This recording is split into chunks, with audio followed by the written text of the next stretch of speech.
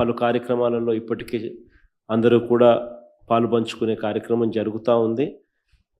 శ్రేణులందరూ కూడా ఈ కార్యక్రమంలో కూడా పాలుపంచుకుంటూ ఉన్నారు. వాళ్ళందరికీ ఒకవైపున అభినందనలు తెలియజేస్తూనే మరోవైపున వాళ్ళందరినీ ఇంకా కాస్త ప్రోత్సహించి ఇంకా మెరుగ్గా వాళ్ళు పాలుపంచుకునే విధంగా, తద్వారా రైతులకు ఇంకా మంచి జరిగే పరిస్థితులు క్రియేట్ కావాలి. కాబట్టి ఆ దిశగా కూడా అడుగులు వేయాల్సిన అవసరం ఉంది. ఏ రైతు కూడా మిగిలిపోకుండా అవస్థపడే పరిస్థితి రాకుండా ఆ రైతుకు తోడుగా ఉండే కార్యక్రమంలో మన వంతు కృషి ఏం చేయాలనో అవన్నీ కూడా గట్టిగా చూసుకునే కార్యక్రమాలు. ఈ తుఫాను బీభత్సం అన్నది దాదాపుగా చూస్తే నిజం చెప్పాలనంటే విండ్షేర్ ఫామ్ అయ్యి కాస్తో కూస్తో తుఫాన్ డిసిపేట్ అయ్యి తీవ్రత తగ్గినప్పటికీ కూడా రైతుల మీద మాత్రం దీని ప్రభావం చాలా సివియర్గాను సీరియస్గాను దీని ప్రభావం చోటు చేసుకుంది. ఎందుకంటే పంట బాగా పొట్టకొచ్చిన సమయంలో జరిగిన కురిసిన ఈ వర్షాల వల్ల పంట నేల ఒరిగింది. ఆ నేల ఒరిగిన ఆ పంటను నీళ్ళల్లో తడవడం వల్ల మళ్ళా అది పైకి లేయడం అన్నది కూడా కష్టమైన పరిస్థితుల మధ్య, తాలు ఎక్కువ వచ్చే పరిస్థితుల మధ్య దిగుబడి తీవ్రంగా తగ్గే పరిస్థితి వల్ల రైతు తీవ్రంగా నష్టపోయిన పరిస్థితులు ఎక్కువగా కనిపిస్తూ ఉన్నాయి.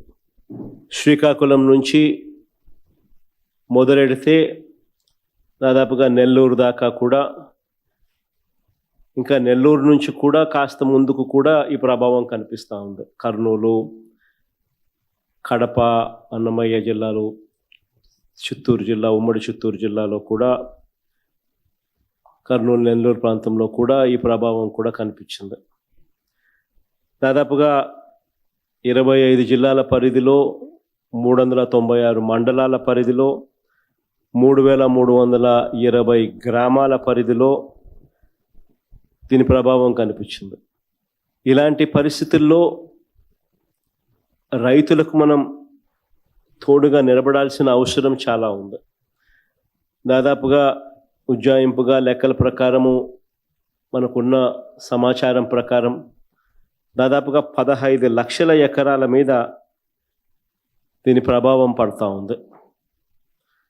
దాదాపుగా ఇందులో 11 లక్షల ఎకరాలు వరి మీదనే ప్రభావం పడుతూ ఉంది. 39 లక్షల ఎకరాలలో మామూలుగా వరి సాగయ్యే పరిస్థితి ఉంటే, అందులో దాదాపుగా 11 లక్షల ఎకరాలలో దీని ప్రభావం పడుతూ ఉన్న పరిస్థితులు కనపడుతూ ఉంది. దాదాపుగా 1,15,000 ఎకరాలకు సంబంధించి పత్తి, దాదాపుగా మరో 1,15,000 ఎకరాలకు సంబంధించి వేరుశనగ, మరో 2 లక్షల ఎకరాలకు సంబంధించిన మొక్కజొన్న, మరో దాదాపుగా 2 లక్షల ఎకరాలకు సంబంధించిన హార్టికల్చర్ పంటల మీద తీవ్రమైన ప్రభావం, దాదాపుగా 15 లక్షల ఎకరాల మొత్తం మీద తీవ్రమైన ప్రభావం కనిపిస్తూ ఉంది. ఏదేమైనప్పటికీ ఇలాంటి తీవ్రమైన పరిస్థితుల మధ్య మనము కార్యాచరణ అనేది మనం చేయాల్సి ఉంది. ఒకవైపున రైతులకు తోడుగా నిలబడాల్సిన కార్యక్రమం ఒకవైపున ఉంది. ఎన్యూమరేషన్లో రైతులకు అండగా తోడుగా నిలబడాల్సిన కార్యక్రమం ఒకవైపున ఉంది. ఈ కార్యక్రమంలో భాగంగా చంద్రబాబు నాయుడు గారి ఈ హయాంలో రైతులు ఏ రకంగా నష్టపోయి ఉన్న పరిస్థితుల మధ్య ఎలా సాగుతూ ఉంది అనేది చూడాలి. ఎందుకనంటే ఇంతకుముందు ఎప్పుడు కూడా ఇలాంటి వరదలు కానీ, తుఫాన్లు కానీ, ఇలాంటివి కరువు కానీ, ఇలాంటి ఏ పరిస్థితి వచ్చినా కూడా మన హయాంలో ప్రతి ఒక్కరికి కూడా ఈ క్రాప్ జరిగేది. ఆర్బీకే వ్యవస్థ అన్నది అప్రమత్తంగా ఉండేది.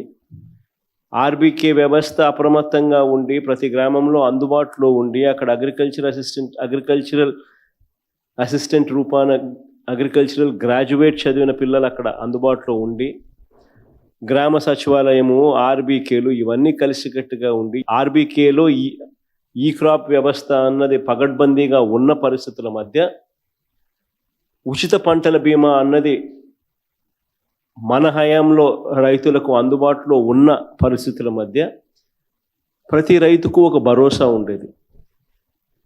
ఆ రోజుల్లో మన హయాంలో దాదాపుగా 85 లక్షల మంది రైతులకు దాదాపుగా 70 లక్షల ఎకరాల పంటకు ఉచిత పంటల బీమా అందుబాటులో ఉండే పరిస్థితి ఉంటే, ఈరోజు కేవలం ఇన్సూరెన్స్ ప్రీమియం కట్టిన వాళ్ళకు మాత్రమే, అంటే కేవలం 19 లక్షల ఎకరాలకు మాత్రమే, 19 లక్షల మంది రైతులకు మాత్రమే, అది కూడా బ్యాంక్ లోన్ అవైల్ చేసుకున్న వాళ్ళకు మాత్రమే